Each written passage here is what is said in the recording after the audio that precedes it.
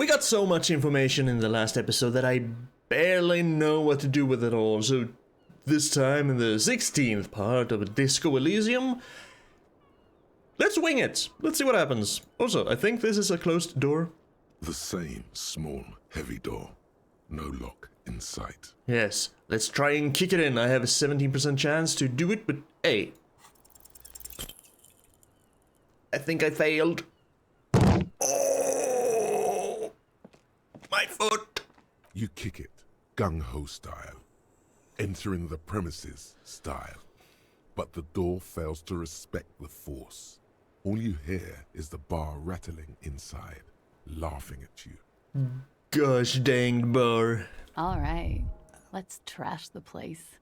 She nods approvingly. Yeah, that hurt. Let's not. Okay. So we're not cool enough to kick open the door. Still need a super pry bar for the ice machine. The window? This window is pristine on the inside, unlike the one next to it. Light from the desk lamp reflects off the glass in an untarnished golden halo. Because this was the window that was shot through and hit the guy in the head while he was entering her, inside her. And Titus and Angus's brother, Tibbs, I think it was Tibbs, who was a window guy, glass guy, fixed it. So, visual calculus, tell me, what happened here? Golden light melts away into the blue, glassy darkness of your mind. In it are two neon-lit shapes, a man and a woman on the single bed. Okay, I see. I kinda had, I don't know why, but I thought they were the other side. Wouldn't it be more comfortable to have the pillow under your head? Okay. B1, B2, B3 to A1. This would be the whirling then, I think, and this is the mega complex maybe? And this is the entire town. I've never seen this before. Whirling here, courtyard here. Joyce's ship there. I can. Here's the pawn shop. I just unlocked, so I can go over here. So I'll probably be able to go all the way here. There's a lot of stuff. Okay. And this is where the shot came, and it shot him in the head, and she's having fun. What position are they in? Like the witness said, the man is kneeling, the woman is on her back. It's the night of March 4th, and a shot has just been fired. Mm-hmm. The man looks directly at the woman. The shot's possible directions converge in his mouth, a ray cast from somewhere outside, entering his brain. So where does it come from then? Because if the window is here, up here then, or oh these are the possible locations then maybe. One over here on this little island, which looks like it can only be reached by boat. So maybe we need to convince Joyce to take us for a, not a joyride, but a ride. And it seems that this is thinner, so maybe this is less likely because that's far away. It would seem, but that one's also far away. Okay, tell me more. Where does it come from? From the roof outside, location A prime. The glass fractures around the bullet hole. Shards face inwards like a corona behind the woman's back. A prime. So that would be B prime, B secundus, and B thirdus. Inspect the ghostly figures. The man does not know the bullet has entered his brain. He never will. Death comes faster than the realization. Right, have a look at point A prime, the roof. The ray cast from the man's mouth unravels into a fan of possible directions, all on the roof at first. The shot could have come from any of them. This is composite location A prime, most likely of the origin points. Shouldn't there be gun residue outside? Probably not, unless it was shot from very close. There could have been. Then the rain and slush and wind washed it away. Yeah, This was more than a week ago. there is that. So I'm kind of like 80% sure the roof is where the shot was made from. 72%. Okay. With a weapon that's good for medium range, like a rifle or sports pistol. This is a good short distance, but not too short. The perpetrator aimed with their back against the railing, or possibly kneeling for precision. This would explain why it only took them one shot. Oh, so it was actually someone standing out here. And not in one of these locations. Because I was pretty sure it was a sniper, but I guess not. Alright, tell me more, visual calculus. The lights were on in here. Outside it was dark. It was like shooting fish in an aquarium. A well-lit aquarium. The victim opened his mouth to let the bullet in. Neither of them would have seen anything outside in the darkness. Too busy with their own bodies. And one slightly drunk and one had just snorted a line of something. So yeah, they probably did not pay any attention to anything outside of Bow Chicka Wow Wow Wow. Could the shot have come from inside the room, a closer point? Point X would contradict the woman's testimony, rendering the entire proposition void. These figures would be wiped out, detective. Are there any arguments against A prime the roof? None that you've found thus far, but that doesn't mean there aren't any. Could there have been another point of origin further away, like in B prime, Secundus, and Thirdus? That's a 28%, yes. In this model, the shot could have come from a greater distance. Nothing excludes the possibility. Should we extrapolate to include every possible point of origin in Martinez? Yes, we should extrapolate the radius to include all of Martinez.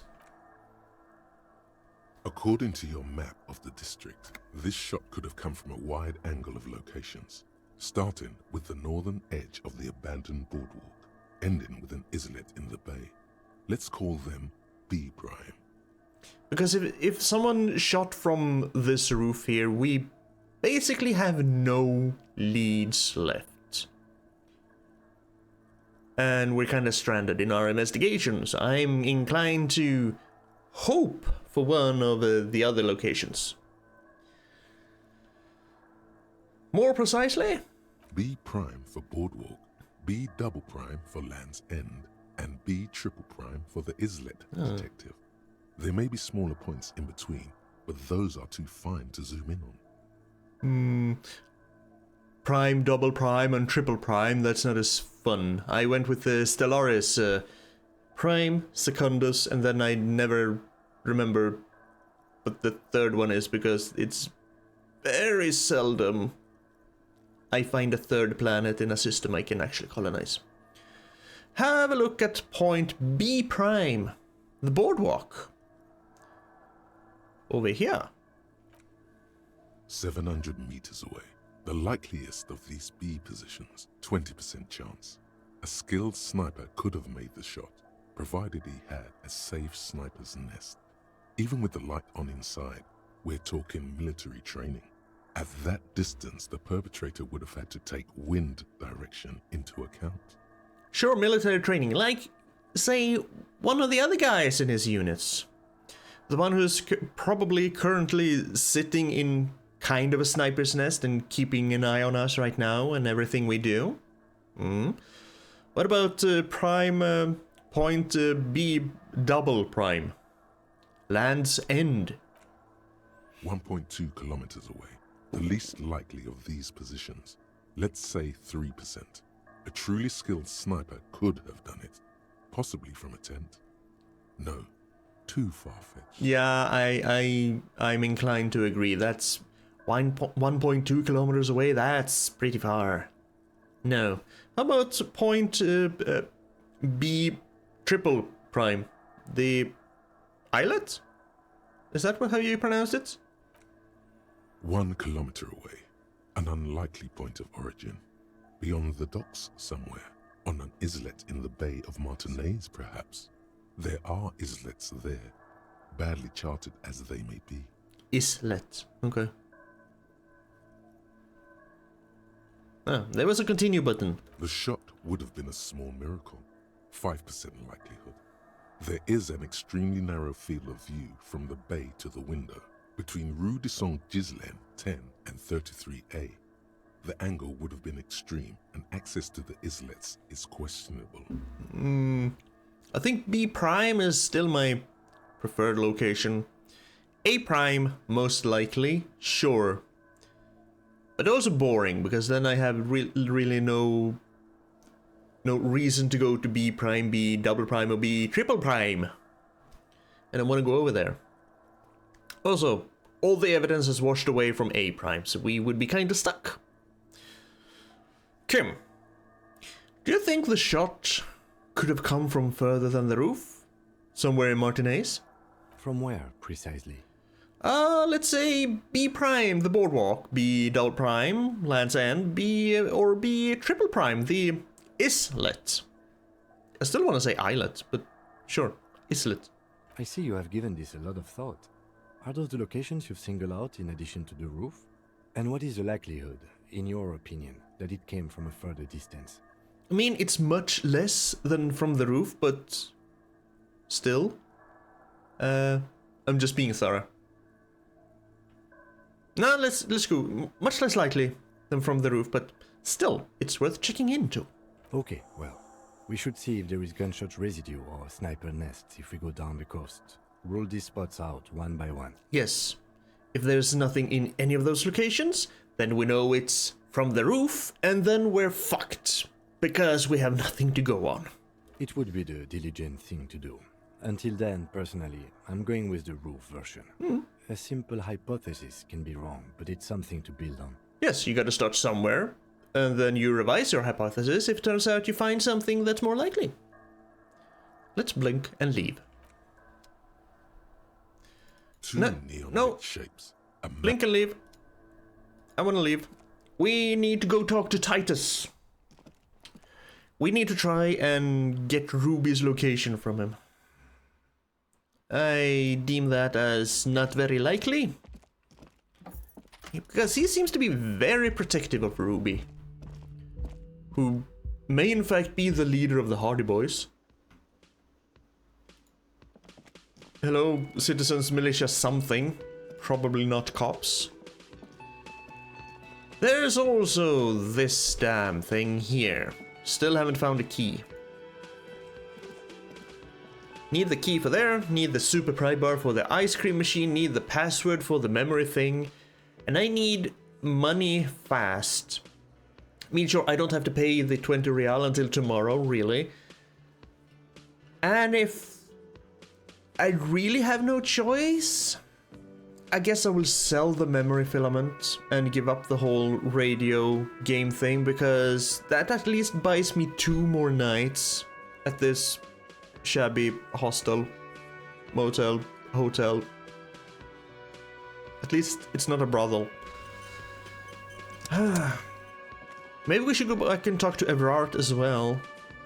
Because he should our bar, hardy bar. He should know that we kind of made Elizabeth go away.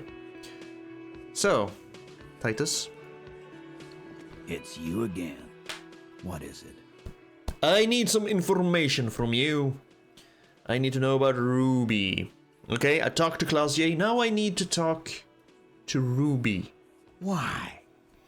He leans back and regards me with curiosity.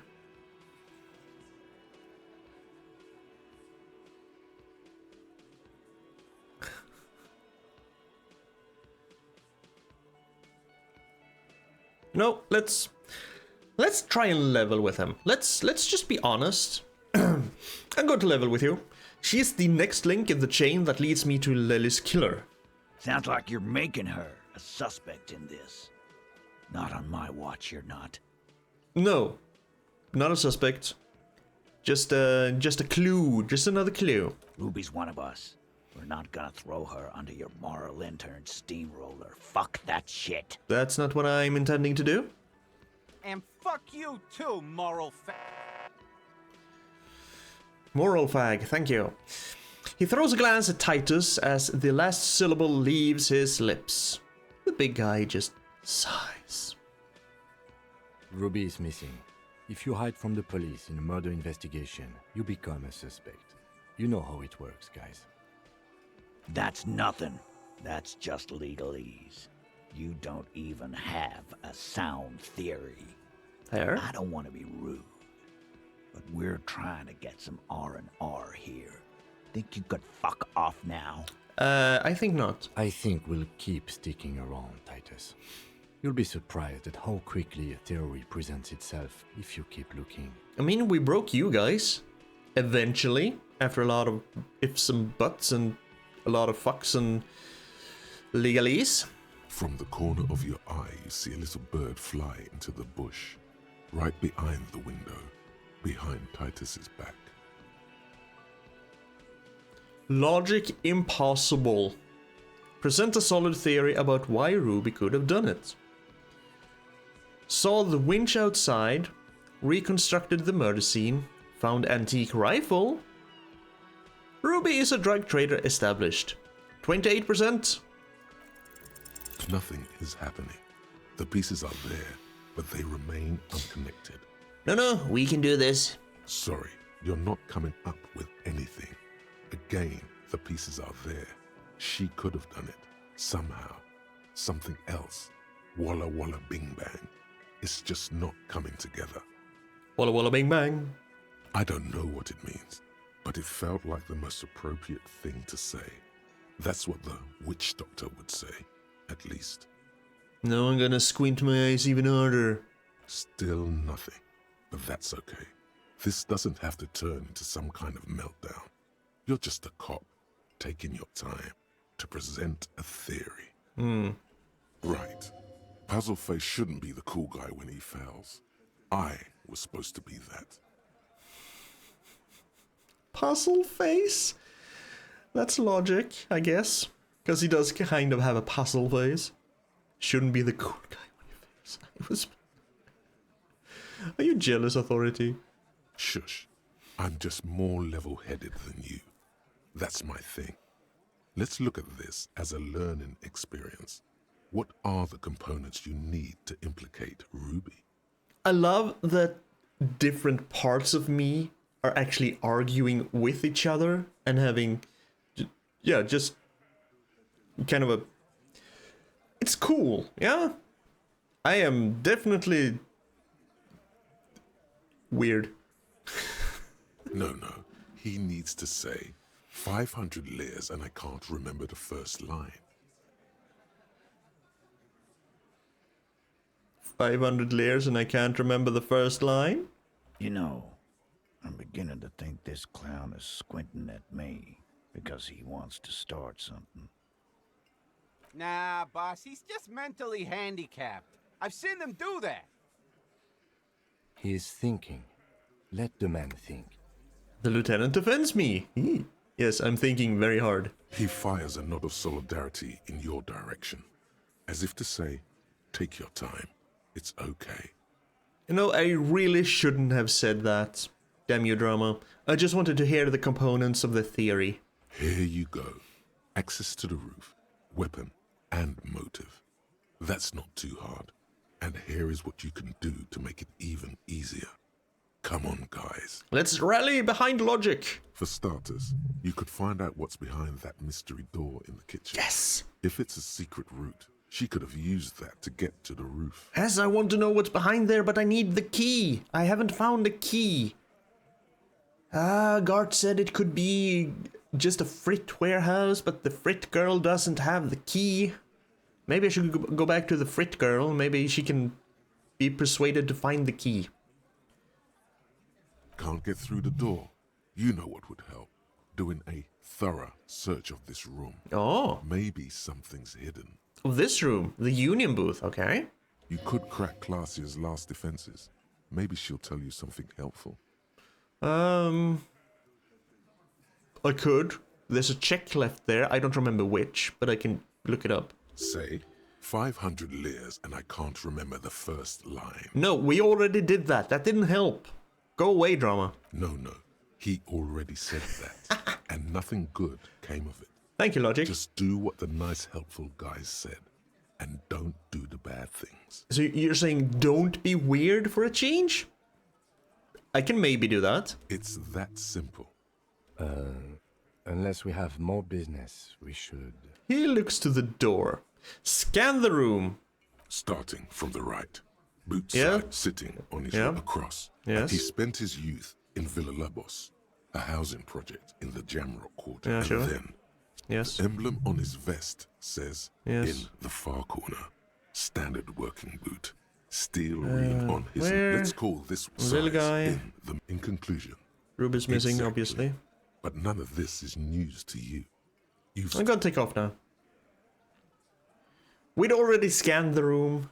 The only thing new was that we knew the name of Ruby now, the 8th Hardy. We can look at the window.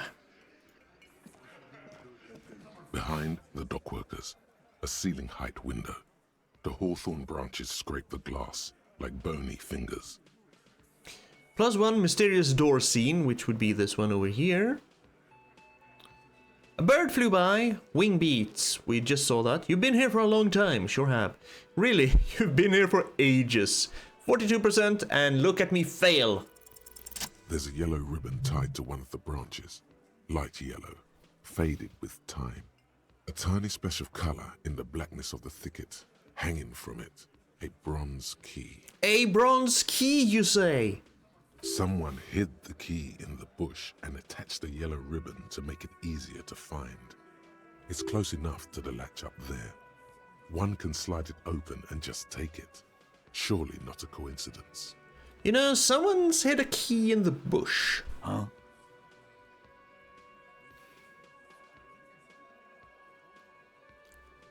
Can you let me slide by so I can grab the thing? I don't know about that. I'm comfortable here. Don't think any sliding would really help right now. Sorry, fucko. Looks like you're gonna have to go bush diving. Good fucking luck with that. The hawthorn's got a bitch of a bite. I'm gonna enjoy the sight of you in the bushes out there. With a loud thud, the old man stands up, pushes the window open, grabs the key from the hawthorn branch and slides it across the table to you. Thank you, Theo. Take the key. The key is brass. Workshop spare is etched into its bow. The old man closes the window and sits back down in silence. Why are you so helpful now? You wanted to kind of kick my ass before, when I was pushing Titus. He had to tell you to calm the hell down, you and Angus. So why are you so helpful now, old man? I have my squinted eye on you. Squinted eye on you. Come on, man. We were just having some fun. Where's the harm in... I'm tired of listening to your shit. Thank you, Theo. Don't thank me. I don't give two shits about your key. Alright. He takes out his pack of chewing tobacco. Does anyone know why this key was hanging right outside the Union box window? Didn't even know it was there. Boys. He looks at the key in my hands and then around the room. No idea. Never even seen it. Someone must have hidden it there before this room became our place. Uh-huh, sure. I wonder what doors it open. It could open the door in the kitchen. Yes. The blue door. It says workshop spare. Maybe there's a workshop there? I'm hoping that, because I've been wanting to go through that door ever since I found it. It's worth a try. Yes, leave. Okay. Finding new things to do. I was gonna go talk to Kuno, try and do the empathy thing, and then go to Manana. But I guess we're doing this now. You So? see a heavy steel door with a prominent dimple lock. It's painted blue. Try the workshop spare key on the door. Please work. The key fits the dimple lock. It takes a bit of effort to turn it after all these years, but then the lock clicks. After all these years, as in it hasn't been used very much? That could just be not well oiled. But hey, frickin', let me in here. Ooh, is that a pinball machine? And an elevator? This pinball says Franco-Nigerian. The theme is horses and swords. What about this one? This pinball is White Diora. The back glass shows a female figure in mourning. Mourning. Not in morning, not in the morning as in the morning, but in mourning as in morning. A note, NB, the spare key is tied to the bush outside the corner room window. NB. Doesn't sound like a ruby. So, probably not them then? As in, probably not the Union boys who put it there. It has been there for a long time? 5 real, thank you. Only 14 to go. Over there, in the corner. The pinball machine? Not just any pinball machine. This is the pinnacle of pinball. Cornelius Gordy and the Mountain Goats. It's lit. You can't wait to get your hands on it. I mean, I like pinball. Kim, are you seeing what I'm seeing? The pinball machine. Gordy's Goats, a classic. Wait, you've played it? A little. Ooh, tell me more. Feels like a lot. Too much to play it again. Let's take a closer look. Ah, great. The lieutenant sighs. Cornelius Gordy and the Mountain Goats reads the golden lettering on top of the back box. There's a small column of text underneath. The machine is coin operated. Get the game on, Fingerboy. Those flippers are ready. Lean in closer to read the text.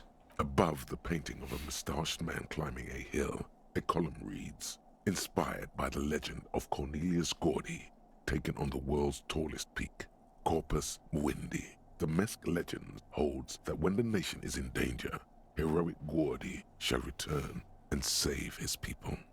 Inspect the playing field.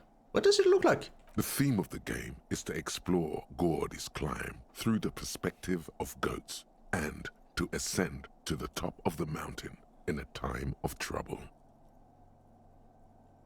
So we're gonna do it as a goat and climb. That shouldn't be too difficult. I mean, goats are good climbers. The peak of the mountain is at the top of the playfield.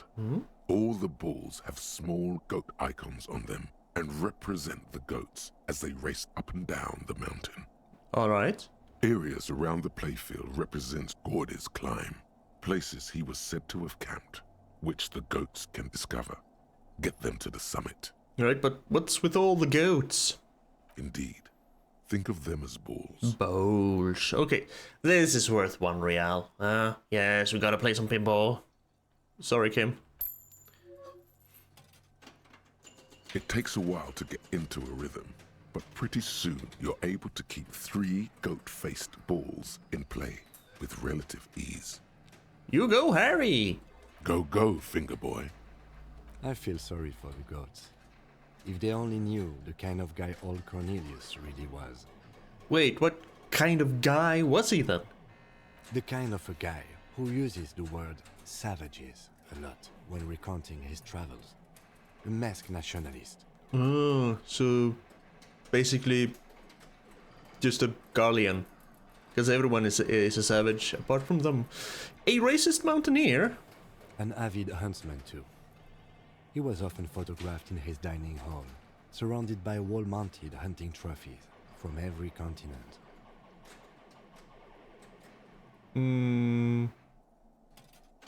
I mean,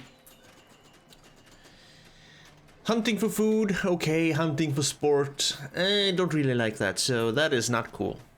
He also hit his wife and kids. Other people's kids too. sometimes pets. Hateful little man. Okay, a total douchebag, gotcha. But you seem to be having fun. Yeah, I'm pretty good at this. Your game is definitely improving. The jolly goats are flying all over the board, and although a few plummet to their deaths, you're never left with less than 3. Yeah, I'm never left with love. Suddenly, a special passage leading to the summit slides open at the top of the board. This is where the balls need to go. Concentrate and aim for the narrow passage so the balls can get in there. Maneuvering a goat ball into a position for a perfect hit isn't easy. More fall to their deaths. But finally, the opportunity presents itself. One of them gets through. I just saw that the time basically passed 15 minutes, a quarter of an hour. I shouldn't be doing this. I'm wasting too much time. Time that I need to find 15 more real. The words "pale rupture" light up on the speaker panel, and the machine starts filling with a thick, milky fog. Something's happening. Yeah, I was afraid that I saw the machine started smoking, and then I was kind of afraid it was starting to break down. I guess we're in this now. Congratulations. This is where the game ends. It's a cheap way of getting more money out of the players. A stupid nihilistic finale. Isn't that kind of just every pinball game? Just milk you for money. Same with arcade games. Still we do it because it's fun. There's so much fog, you can barely see anything. Some is actually leaking out of the machine, and one by one, your goats start slipping, disappearing into the milky nothingness. This can be navigated. The balls leave almost imperceptible disruptions in the fog. Use them to calculate where they hit next. You're down to your last goat, going mostly by sound. Eyes are useless at this point, but that goat is something special. 5 times you snatch him back from the jaws of death. Reaction speed legendary. -1. Bad at ball games.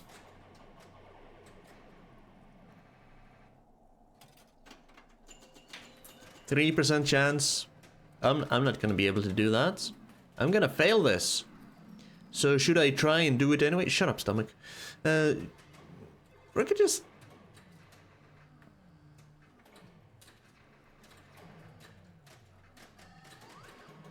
I'm in the zone, I'm not gonna speak. Stay on the ball and fail.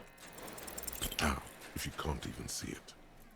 Check failure. I healed 1 health though? For reasons? The last goat plummets into the fog with almost suicidal glee.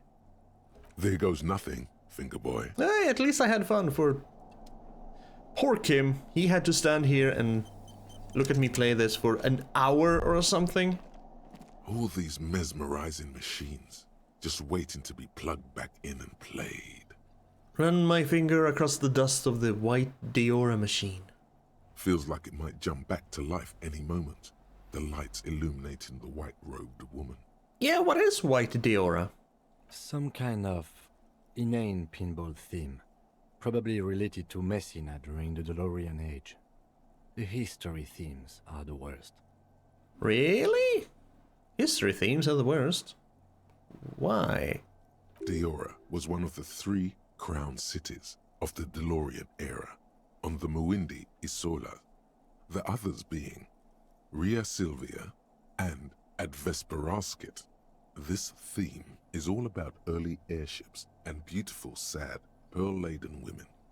It's quite nice, actually. Early airships, huh? The lieutenant grimaces, looking at the machines. Sounds like you don't enjoy pinball, Kim. No, I love it. I love pinball. Who doesn't love pinball? Let's move on. Yeah, it sounds like you don't like pinball. He doesn't. Yeah.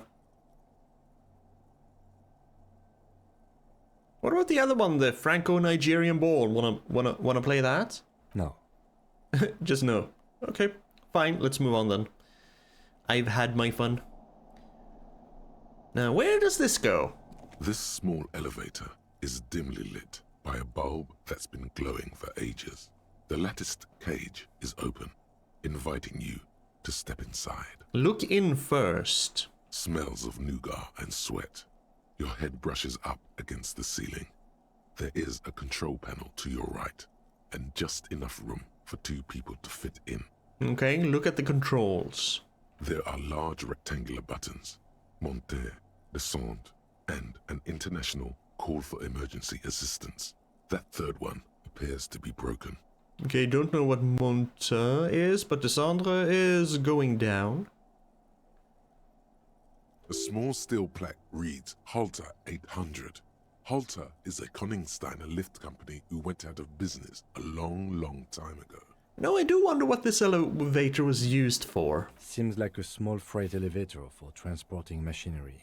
For that, it's pretty quaint. He taps the on the guttering light bulb. Probably he taps on the guttering light bulb. It's golden in the dark. So if it transported machinery, it should definitely hold our weight, hopefully. Close the doors and go up. Oh, hello. Where are we? We have a mop here. What's this? Small windows taped shut with black plastic. You can't see outside. Is it duct tape?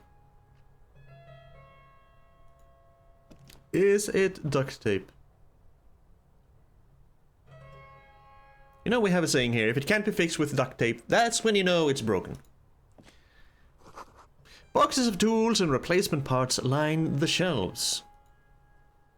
And these are some papers.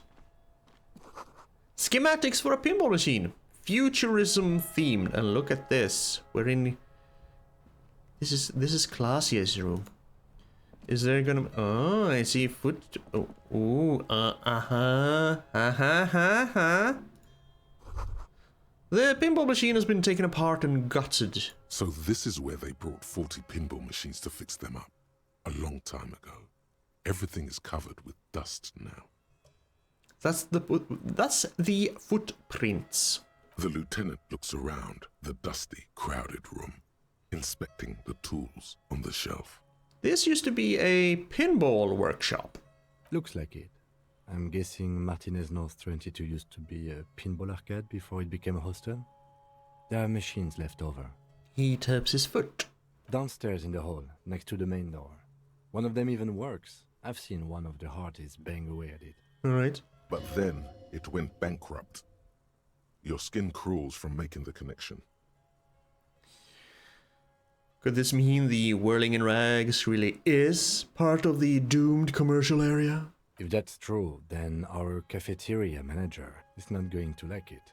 We should tell him what we found up here, omitting that suspicion. Yeah, true, because he also wanted to know what was in here.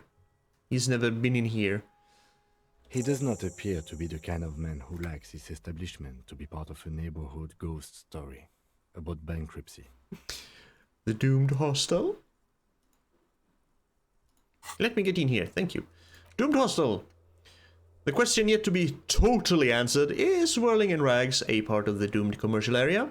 Talk to Gart about this, see what he thinks. Titus doesn't believe Ruby shot the hanged man. Present a theory, make him see it's something to consider. And determine where the shot came from. We can actually go and do this, because we can go to the other side. Stupid superstition. But still, it would be interesting to see what the cafeteria manager thinks of this.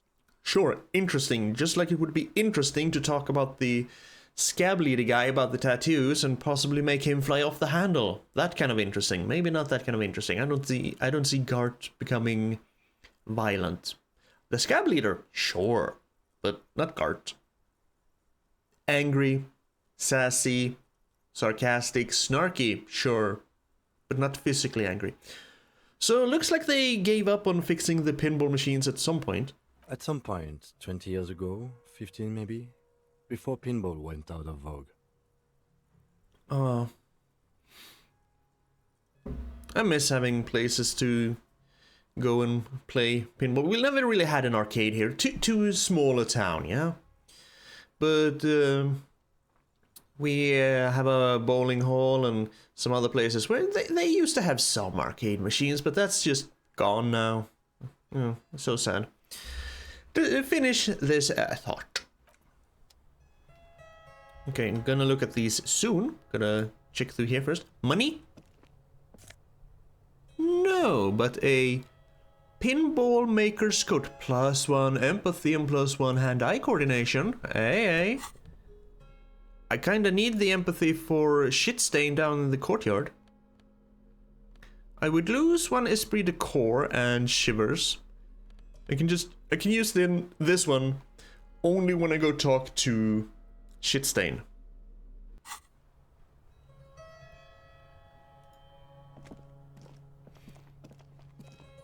You clearly see footprints in the downy carpet of dust covering the workshop floor. I think we're getting some leads on that theory of ours. Jackpot. These, unlike everything else here, are new. The lieutenant takes out his trusty notebook. It was blue, I think. Or maybe the ink was blue. Probably the ink.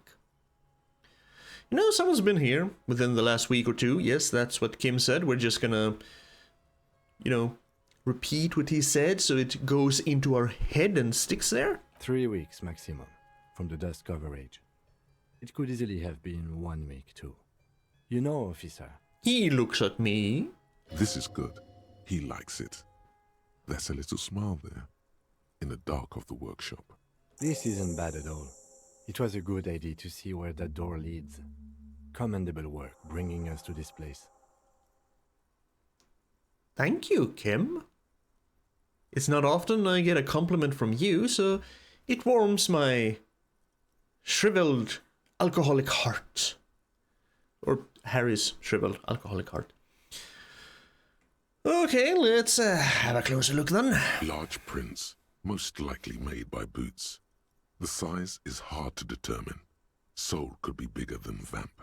The soles have left the pattern, uniform, horizontal lines. This print doesn't look like the odd-soled print we found at the hanging, Kim. The size looks about the same, actually. They're not the same shoe, but they could be the same person. Okay. I wouldn't rule out Ruby coming here yet. This isn't an argument against her. People change shoes, you know? But it's not an argument for her either. No, it's just a possibility. But it doesn't look like the worker's boots from the hanging, does it? No. These little horizontal lines are different. They look custom-made to me. Or some kind of foreign print. Hard to say. Still a boot, though. Yeah, let's get up from this position. It's starting to hurt my knees. Everything around you is quiet. The prints crisscross the workshop floor. Okay, so what does this mean? It means that someone has walked through here. We only see the footprints leading to the door, though.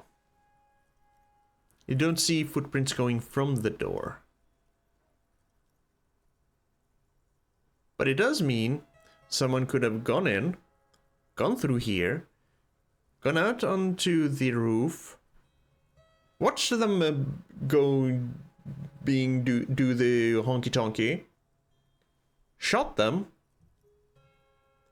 and then just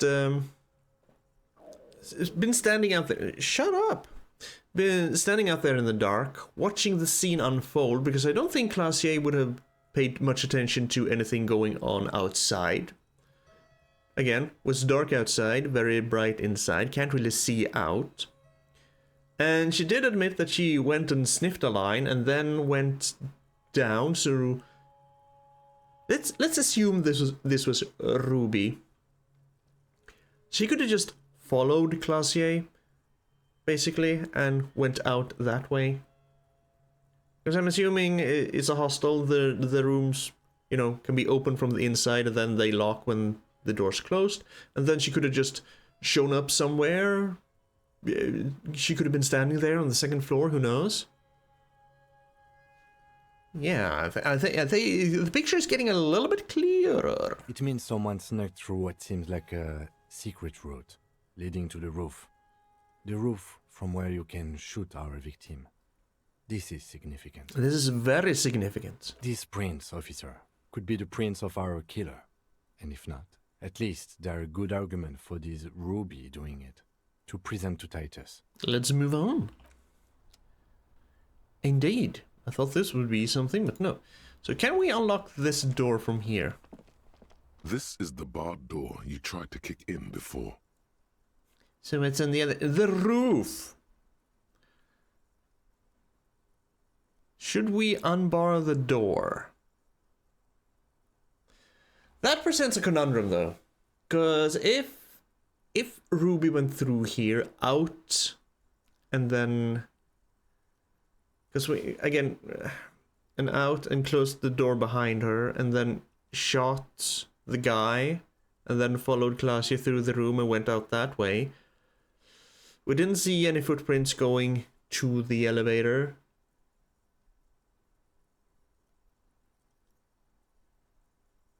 There's no real evidence for anyone going through this door.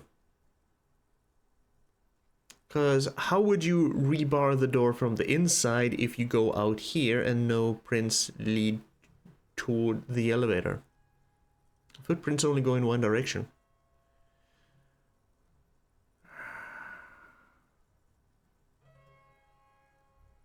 I could unbar the door, but I'm gonna let it remain barred. I'm not gonna create a false narrative by unbarring the door and then saying, hey, look, it's open. It's always been open. No. Also, Klaasje has seen me kick the door, try and open it, so... But hey.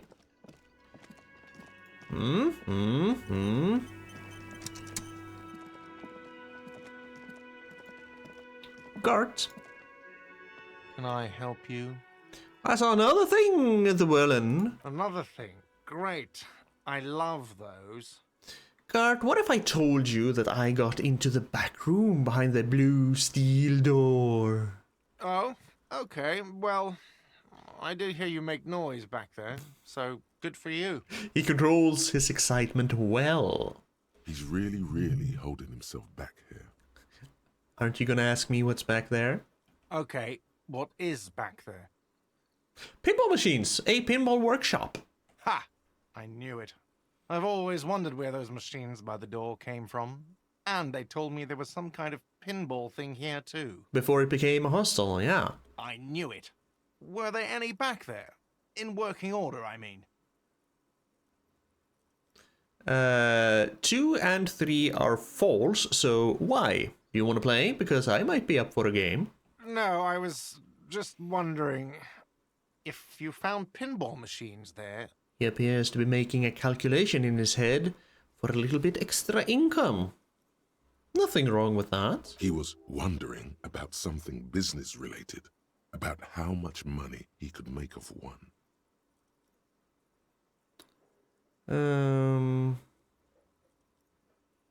Thinking about turning this place back into a pinball arcade? Probably not, but, you know, some side income.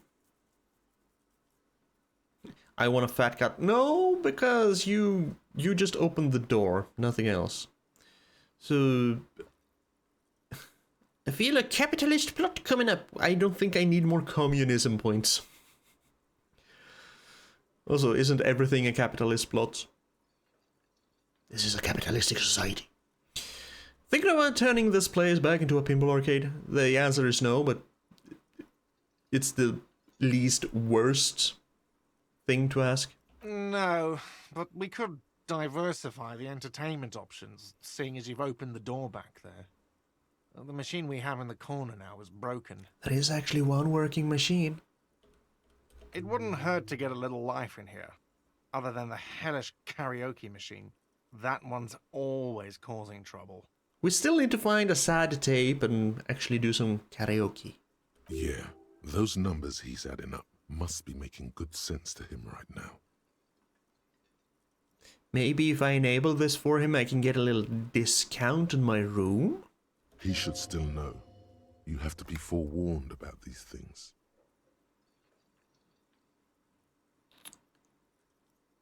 Should he though?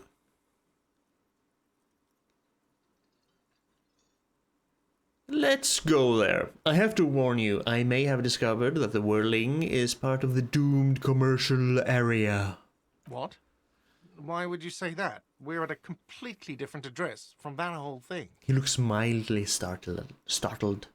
So he knows of the doomed commercial area and its address. He's thought about this. Wait, so you know of the curse? Everyone knows of it. Well, the whirling is listed on the intercom outside as one of the businesses in Building B of the doomed commercial area.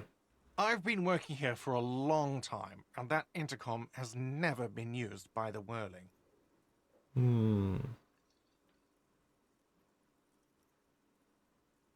Hold on, not once? Isn't that already a sign of decline? It's a sign of the whirling in rags not being part of the doomed commercial area. If anything, we're revitalizing this neighborhood. Relax, Mr. Gart. I'm sure there is no doom. He simply wants to share his discoveries with you. The whirling was once the East Delta Pinball Arcade, which failed. Though perhaps the whirling will escape the curse. Does this look like part of a doomed commercial area? This pre-revolutionary tilework, these high ceilings, the nice rooms, well, most of the rooms. Sorry. For 14 years, man. That's how long I've worked here. I've kept this place up through hail and through sleet. Fuck me, if some doom ghost... The Doom Ghost. Is that Doom Guy after he dies? He's done a fine job too. Though he's spoken of the place dismissively before, the hostel is actually very important to him. You really care about the whirling, huh? Yeah, it's slowly growing on me again. It's beautiful in its own way, especially for this neighborhood. I've been trying to keep it that way. Even if it is part of the damn doomed commercial area. You shouldn't be so worried about that label, you know? I don't place much stock in the curse and so on, but the label frightens the clientele. Who wants to stay at a doomed hostel? Everything's doomed enough without that. I mean, you could turn that into an attraction. Can maybe lure the people who find that sort of thing enticing and exciting. It's a new clientele. I mean, I want to know who named it Whirling in Rags. Well, it sure as hell wasn't the real estate company. It was you? You look surprised. What? It's a great name, I know. Cafeteria managers come up with great names too. It's from a song. A song?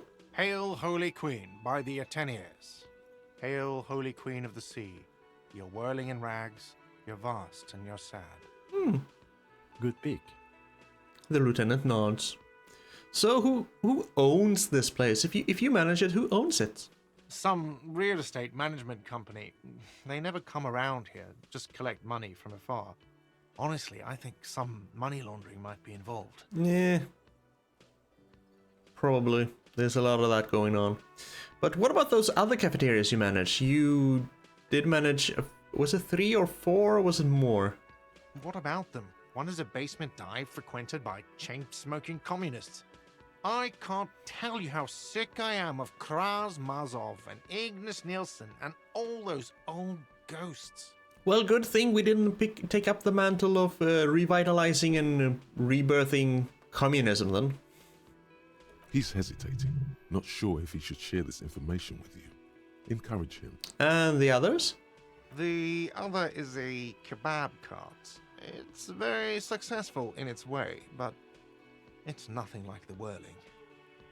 I mean, I'm not much for kebab, but sure, go for it. Well, good luck to you with this place then. Luck has got nothing to do with it. I need to think about where I'm going to place those pinballs. I have a feeling they're going to help. Against the doom, it's implied. So, if you didn't have anything else to tell me about my establishment, can we, wrap it up? Yeah, fine. There's nothing else I want to ask about. Yes? I was hoping for a discount or something on my room for helping you discover the pinball machine, but fine.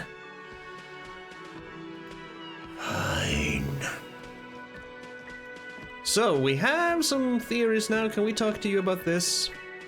It's you again. Or, what is you know, we can maybe make a theory now. Present a solid theory. It's high now, 83%. Found key, saw the winch, reconstruct a murder scene, found antique rifle. Secret route found. A sudden flash of lightning in your neocortex. The hostel cafeteria is lit by its airy blaze. Floor plans, bullet trajectories, webs of human emotion, all channeled into a single thought. Why are you so sure that Ruby didn't off him? So that's what you were squinting at. Yeah. You were trying to come up with a theory, weren't you? That she did it.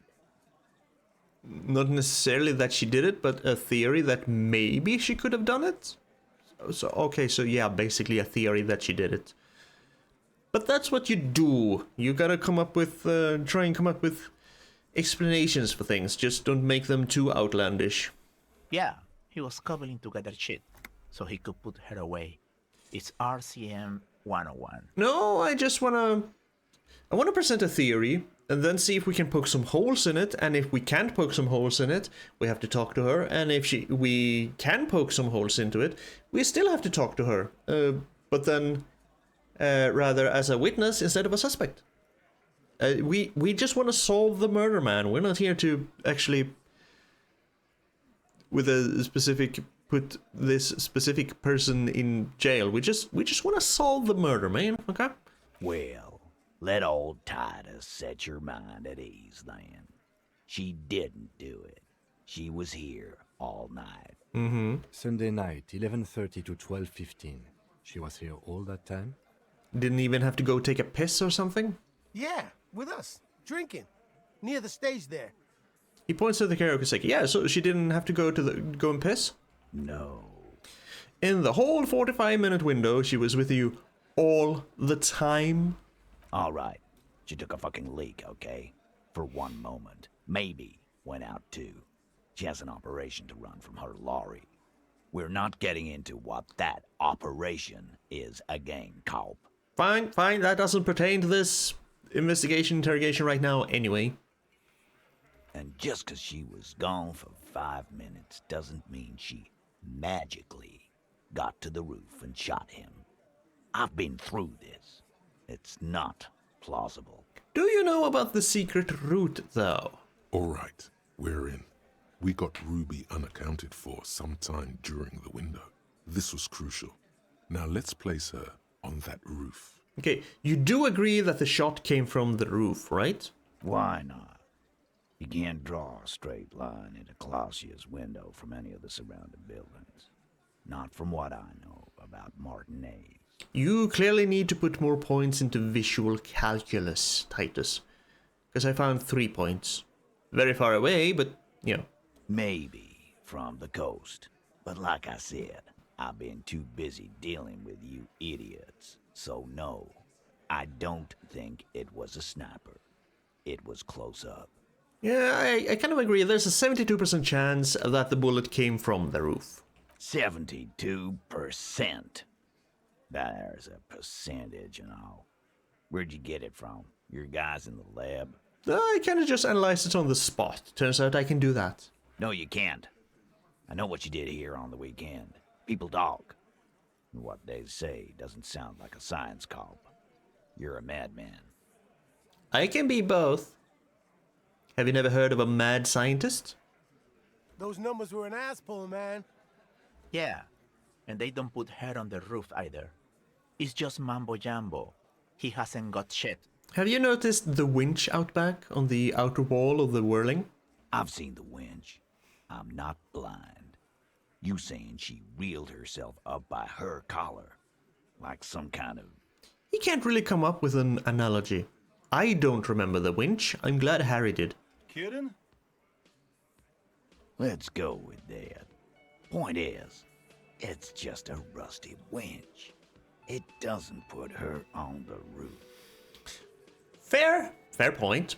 But do you know that there is a secret route in the kitchen that leads straight to the roof? How? He looks sincerely curious. Through what looks like an abandoned pinball workshop. People say there was a pinball arcade here, sometime before the hostel. What was it called, Theo? Delta something?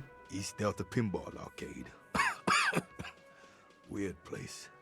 Went bankrupt. Thank you, Theo. Okay, but how'd you get up? There's no room for a staircase in this building. Or an elevator, for that matter. Actually?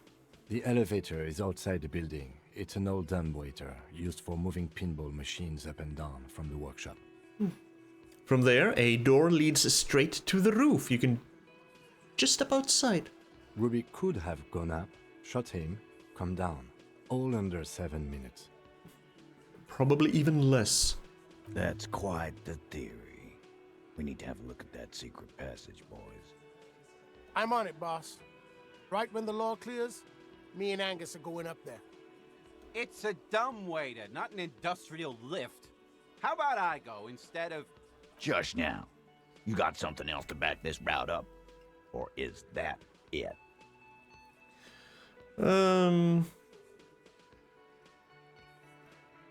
I don't know why we would bring up the pinball machines, but they were still operational.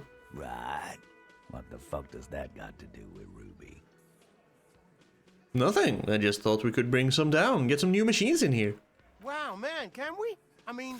Eugene likes it. That'd be awesome. I beat that royalist machine 20 times now. All right, all right. We can get the barman to bring them down. What else? I also found footprints upstairs in the old workshop. Pretty recent. Footprints. Recent? A week or two. That close, huh? How fortunate. I'll take a thorough look at those prints myself before I believe that call. Feel free to. Good news is, I'm still listening. Okay, but I do want to know about those horizontal lines, what he says about them. Footprints. Yeah, there were Recent. prints there with horizontal lines. Horizontal? I see they taught you well in your RCM school. My old man, a hunter and a half blind one at it, could have said that. Horizontal lines.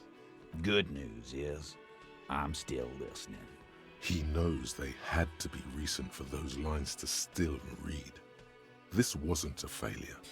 So guess what? Remember that key I found out there? I don't like guessing, Cole. No one does. Fair. The whole guess what I did. That's not fun. How the hell am I supposed to guess? I don't know. I haven't lived your life. You haven't lived my life. It opens the steel door in the kitchen, the one that leads upstairs to the roof. This key was right here with you all the time. You didn't find it, but Ruby did. That's how she got up there. Quit jumping to conclusions, Theo. You took that key. Did it look like it was recently put there? It probably wasn't, maybe. We did find the note that said that the spare key was in the hawthorn bushes. I think it said it was in the bushes. I mean, Ruby could have found it and then just replaced it. Placed it back there. Now, the ribbon was old, faded. It had been there for 20 years at least. I mean, yeah, she could have just put it back there when she was done. We're still talking hypotheticals. We're just trying to come to some kind of conclusion, and if you poke holes in it, good. Then we can abandon that hypothesis. Why? This doesn't make sense. It's damn interesting, but it doesn't fit well, and you know it. Yep, just thinking out loud. We need to try and account for every possibility. It doesn't fit well, but it fits, and he knows it. So, have we firmly established that Ruby could have had access to the roof where the man was shot? Firmly doesn't go well with could've. There's a route to the roof. Me and the boys need to check it out. That's what we've established. But a route does not put that bullet in his head. A gun does that, and Ruby doesn't carry one. He does, though. The guy. And I don't think... Oh no.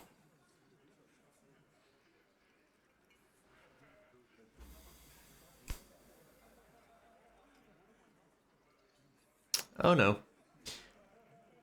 My gun is still out there. I pawned my gun.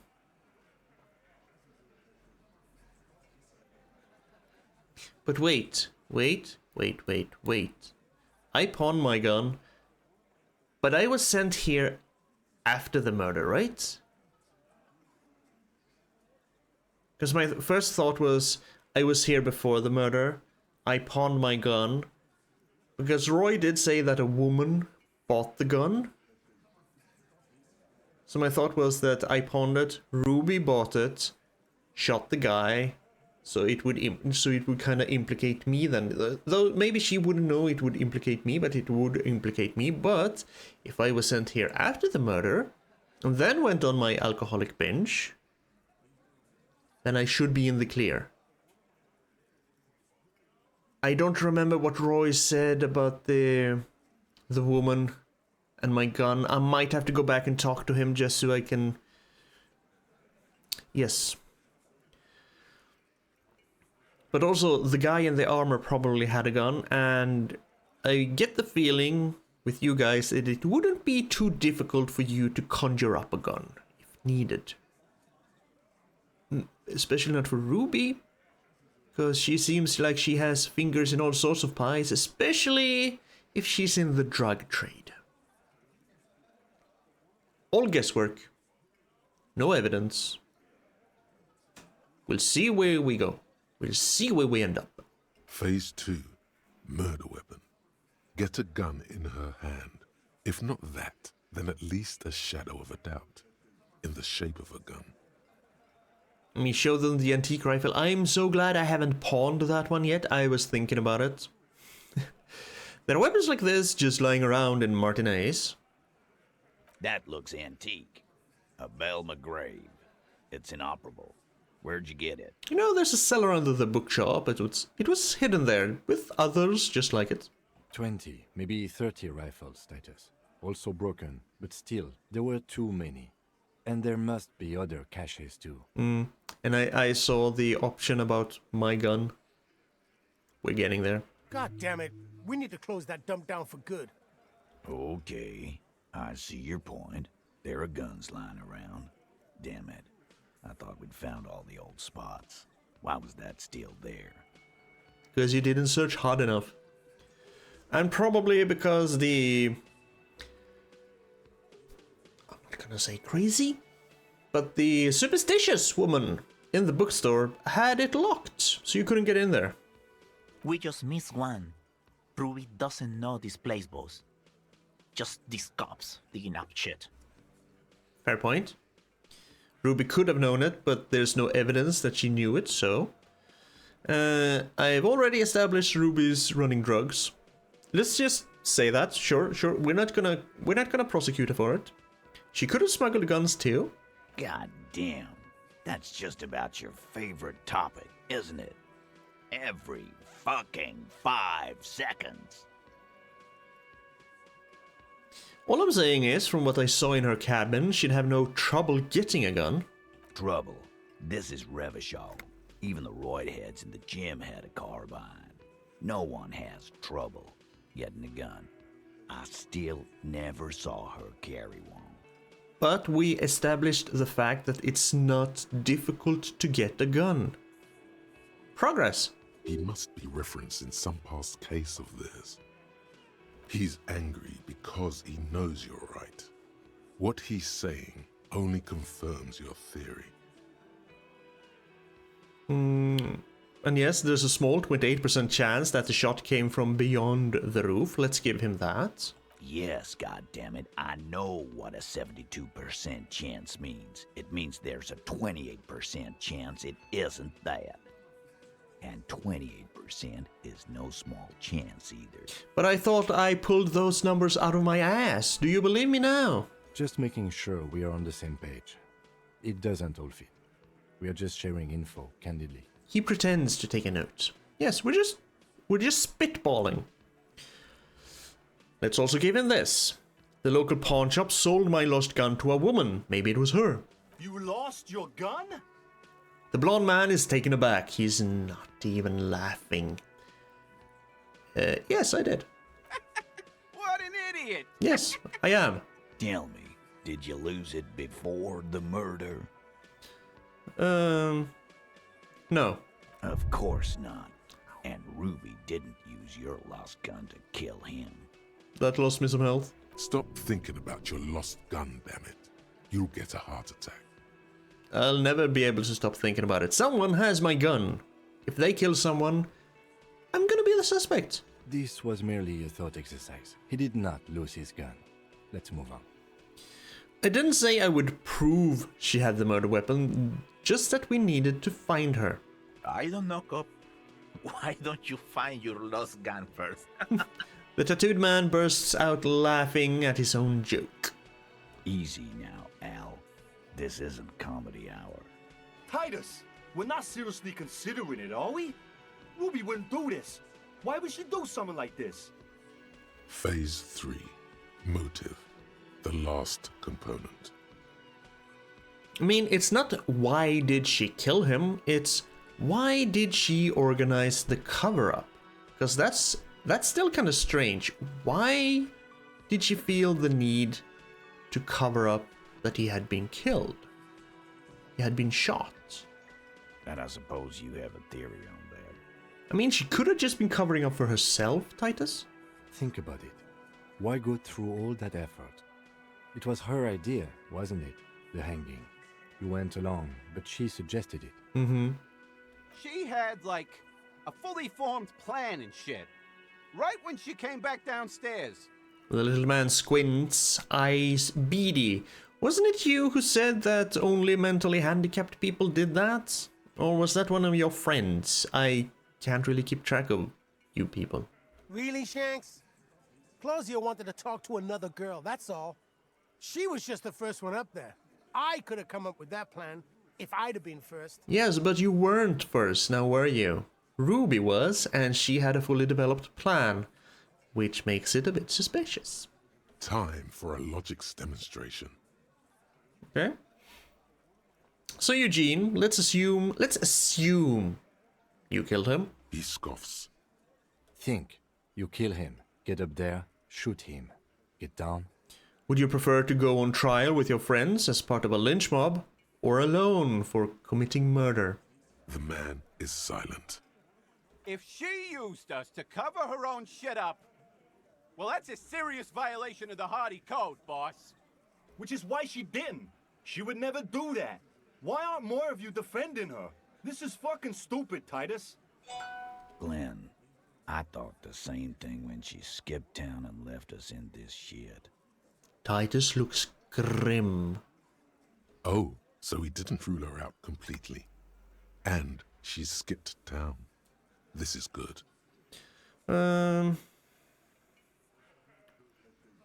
Maybe it's all part of a leadership challenge against you, Titus? Why would she though? Because she's already kind of the de facto leader. There's no fucking leadership challenge. Just when I thought you were taking this seriously, Cop, you put your head in your ass. Sorry, you have to go through everything. Man, now he's just throwing shit against the wall to see what sticks. You are not wrong. Okay. We ruled out infighting. That's how this works, by exclusion. Remember, all we need to do is rule Ruby out too. That's all this is. Yes, we're just ruling things out. There's a bit of truth in there for Titus to react so brashly. He does not like his authority questioned. Okay, so if it wasn't for infighting, then maybe she killed him because she thought it would curry favor with you? Why is it called curry favor? I mean, curry is a dish. It's good. Why is it curry favor? To curry favor with someone. Whatever. You had expressed, on occasion, your dislike of the mercenaries' presence in Martinez, right? Indeed. Whack someone in my district? That doesn't carry much favor with Titus Hardy. She has to know that. He rubs his chin and looks out the window. I mean, Titus, you have to see it. Things don't add up. We need to talk to her. Just talk to her. Not arrest her. We need to talk to her because she has some answers that we sorely need. Silence. He looks around the room. The old man in the corner nods. This is the only option he cares for. Yeah, I see it. There's one more thing I've been wondering about. Ever since you asked me where she is. Add it to your list of suspicions, if you want. All right. Tell me, please. I don't know. I don't know where she went. She just got up and left. Got real scared, too. Wouldn't tell me where. However hard I asked. Want to know why? What do you mean, however hard you asked? How hard? How do you ask someone something in a hard way? With a stern voice? Violently? Why? She was afraid I would tell you. Maybe she was right. By now, I probably would. He says while looking me straight in the eye. She knew there's evidence on her, and she knew we'd find it. This is typical suspect behavior, why fleeing is always incriminatory. Perhaps. Ask her if you find her. It won't be easy, though. She made sure of that. Right. When did she leave? Friday afternoon, when you first arrived. I got word the RCM was in town. Then she came in to see me. Told me she was leaving. That's when we had our little conversation. We can rule out my gun then. Sorry. Because if she left Friday when I got here, which kind of makes sense, we spent Saturday, Sunday on a drunken binge or something.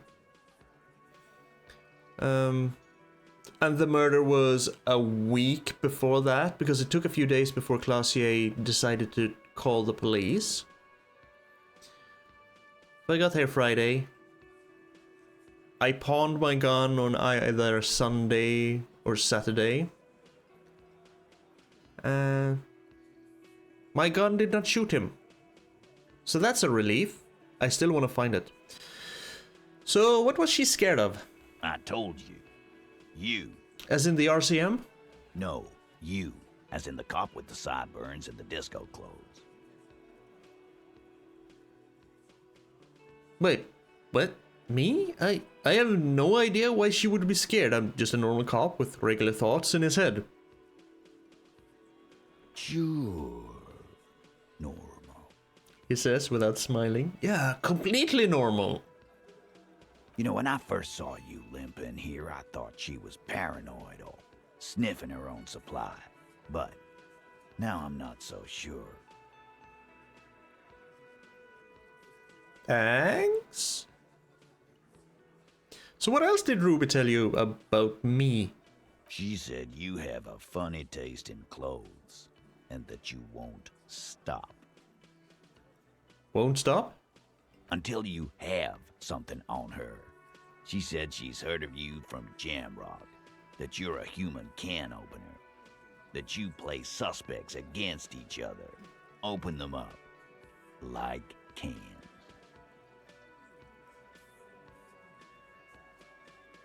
So basically I'm good at what I'm doing. Regularly, ordinarily. Fucking hell. Titus, did he just... Open Angus up like a can? Yes, he did. Now, we can whine about it, whack him, or we can go on with our lives. I'm having to go on with our lives kind of day, Al. How about you? It's not an actual question. Silence. He nods. Is that true, Kim? Am I a can opener? You are insistent. He nods. So, anything else? Anything? Yeah, there was something else. She wouldn't tell me, though. I could see she wanted to. It was burning on her lips. This caught Titus. This caught heat. But she was too scared. Oh, do we actually know Ruby? Is she the... Nah, she wouldn't be the woman we were in a relationship that we can't remember, right? Do you have any clues on where Ruby went? She's not far. We know that much. She didn't take her lorry, so she's on foot. She's somewhere here in Martinez then. Good fucking luck, man. She knows this place like the back of her hand. You'll never find her. Yeah, Al. And we won't either. She's not really a hardy candidate anymore, is she? Sure looks like she isn't, Glenn. She's not, Glenn. So have you looked for her? A little. On the coast. Okay, on the coast, a little bit. Where have you looked for her, more precisely? More precisely, on the coast, past the waterlog. She's not here, so I'm thinking she's there. Okay, and we need to go there anyway for reasons. Can you tell me where on the coast I should start looking? Sure, there's some shit houses there, a cinder block town. The fisherfolk there refuse to unionize, so that's one place we haven't looked. That would be a good place to hide. You are really cooperative now, Titus. I hear they have a shack where junkies sometimes crash. Time for you to step up. We will start there. One more question. What does Ruby look like? He takes a quick note. Boyish. Hair's red. Dyed. She looks like a Lowry man. That's Ruby, yes.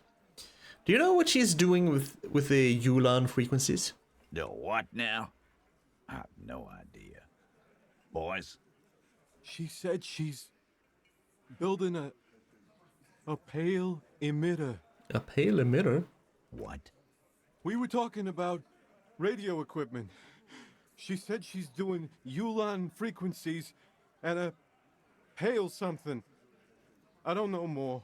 Alright. This guy barely understands what he's talking about. Well, that makes two of us. There you have it. Pale something. Titus puts an end to it.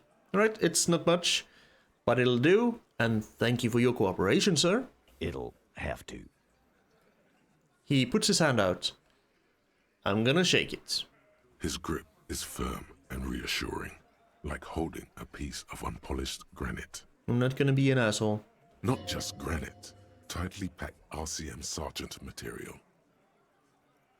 He doesn't like cops. I'm not gonna insult him. I'm just gonna think it. No, he already is a sergeant. That's what you're feeling. He just wasn't sure what you are. A can opener. We leveled some. I am back to having 3 points. So she's somewhere on the coast. She's definitely not here because I think we've looked through most of the hidey holes. Well, we haven't been in the... Didn't Monica have giant titties? I don't know. Who the fuck is Monica? We didn't look in the place that Everard got us the key for. We haven't been able to get into the apartment complex, which is also something we have a quest for. And so talk to Kuno, talk to Manana, go to the other side. I'm gonna stop in with Roy again, trying to remember the woman who bought my gun, what she looks like. If she's not a redhead, then Ruby isn't the one who bought my gun. Sylvie? Right, the waitress. She quit her job, Angus. Sorry to say. She ain't coming back. You'll have to settle for Gart. And on the other side of the waterlocks, we need to find Lena's husband, the cryptozoologist?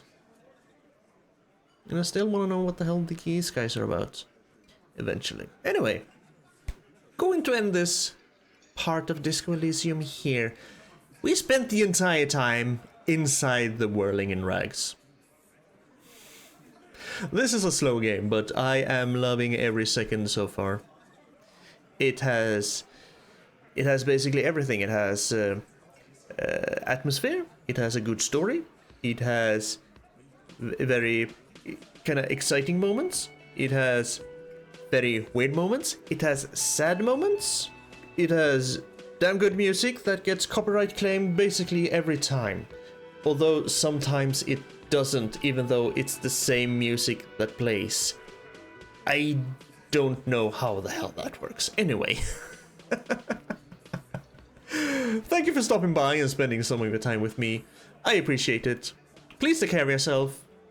Be kind, both to others, but mostly, not mostly, but also to yourself. We always, not always, but we often forget to be kind to ourselves. So do that as well. And, you know, I'll see you next time.